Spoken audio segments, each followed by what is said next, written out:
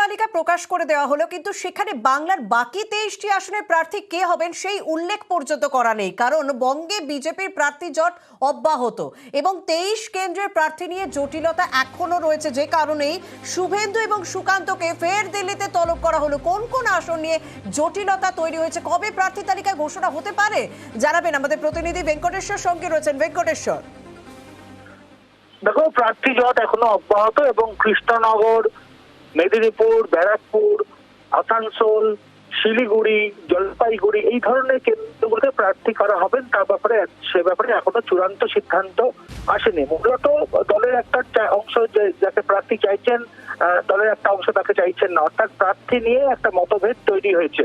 ও সেই জায়গাতে দাঁড়িয়েই তুমি জানো যে আজকে চতুর্থ দফার যে প্রার্থী তালিকা ঘোষণা করে দেওয়া হয়েছে, কিন্তু সেখানেও বাংলার থেকে যে 23টি আসন এখনো প্রার্থী রয়েছে সেই প্রার্থী কিন্তু এখনো চূড়ান্ত হয়নি।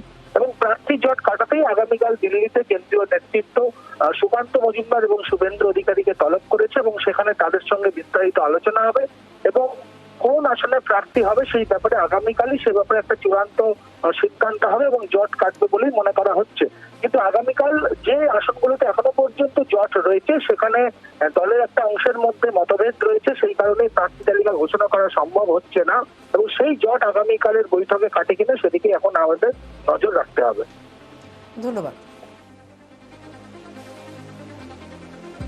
আমি বারবার বলেছি বিজেপির প্রার্থী সিলেকশনের প্রসিডিওর আছে। আমি তো গত দুদিন আগেও বলেছি এটাই নিয়ম। বিজেপির যে কেন্দ্রীয় যে মণ্ডলী আছে, যাকে বলা হয় বোর্ড অফ পার্লামেন্টারি বোর্ড, সেই পার্লামেন্টারি বোর্ড বসে এবং সেখানে রাজ্যের নেতৃত্বের প্রতিনিধিত্ব থাকে।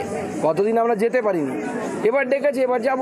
আগামীকাল আমি যাচ্ছি দিল্লিতে গিয়ে এই বৈঠকে অংশগ্রহণ করবো মাননীয় প্রধানমন্ত্রীর উপস্থিতিতে।